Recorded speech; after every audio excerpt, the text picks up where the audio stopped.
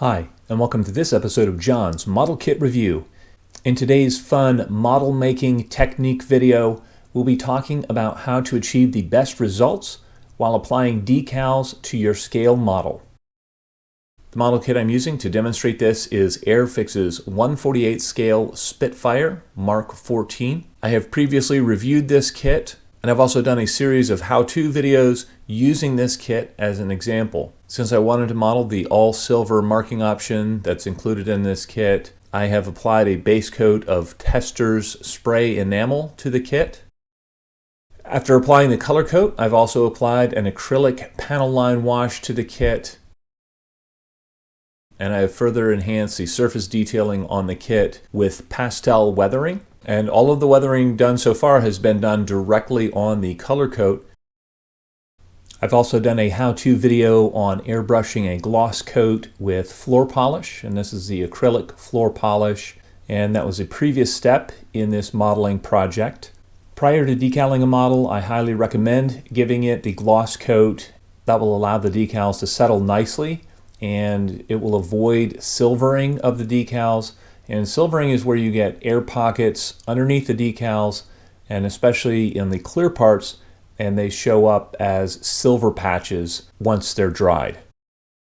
On to the decaling.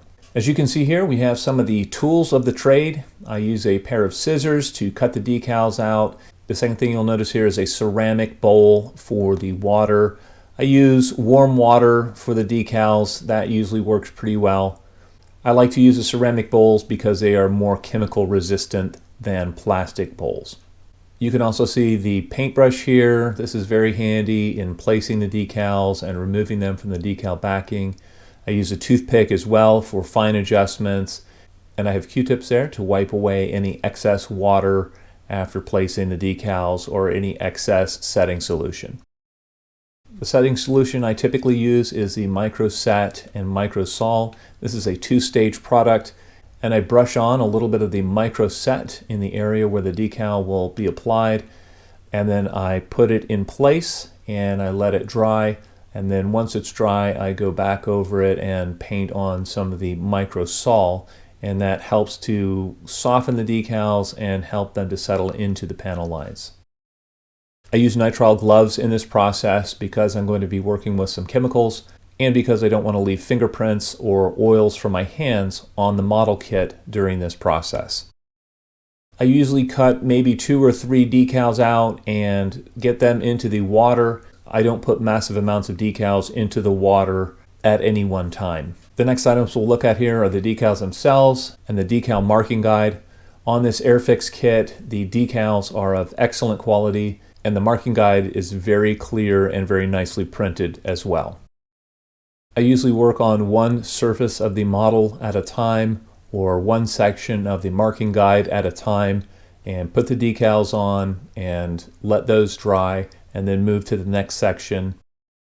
One benefit of this is that I can go through and every decal I place on the model, I put a line through it and I mark that I've placed it on the model. That way I don't miss any of the smaller decals during this process.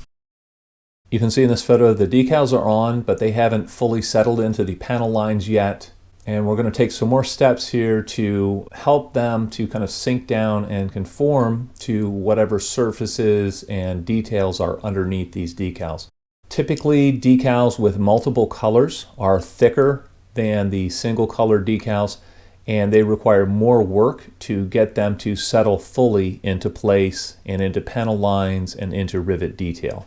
The kit roundels here would be a good example of that.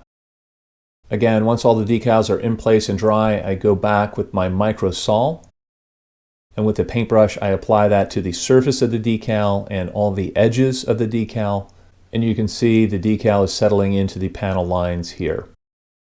In order to help them do that even more, I will go with a razor blade and I will cut the surface of the decal at the panel lines and then apply more of the Micro Sol, and that really helps these multicolor decals to settle firmly into place. I don't have to cut most of the decals, but the tricolor decals and the thicker decals that come on some kits require quite a bit of cutting to get them to settle properly. After the decals have dried overnight, I enhance the shading of the panel lines and rivet detail with a mechanical pencil, and this just adds a little bit of depth and a little bit of shadowing here. You can also achieve the same effect with a panel line wash in this area. As you can see, this is the finished product, and these decals are ready to be sealed with a final semi-gloss clear coat that I will apply over the rest of the model. As with many steps of model building, this step requires patience. But if you take your time and you make sure that you're happy with the results before committing to the final clear coat, you'll really achieve a nice finish. As I stated previously, these Airfix decals are of excellent quality. Not all decals are the same. I've used a lot of the Tamiya decals that were overly thick and very difficult to get settled into the panel lines. I've also used decals that were very thin and very fragile. So you just want to take your time and work through it, and with practice you should get better and better at decaling your models. In summary, it's really critical to have a gloss coat that you are applying the decals over. Using a setting solution that is compatible with the decals you're using is key in getting them to settle down nicely into the panel lines. It does help to go back afterwards and either use a panel line wash or some sort of highlighting to highlight the panel lines to match the weathering on the rest of the kit. And once the decals are finally dry, it's very good to seal them with a final clear coat, either flat or clear or semi-gloss. This will protect the decals and help your models finish to last longer. If you have smaller items that require decals, don't forget to do those. Here you can see the propeller from this kit and also the prop spinner for the same kit. And all of the decals are on, and we're ready to hit the paint booth for the next step in the process. All right, I'd love to know what you guys think. If any of you use a similar process to this or even a differing process to this, if you achieve good results with your technique, please feel free to share in the comment section below. Also, if there are any products that you really like as far as decal setting solution or clear coats, you can feel free to post that information as well. I hope you found this video entertaining and informative, and until next time, model on.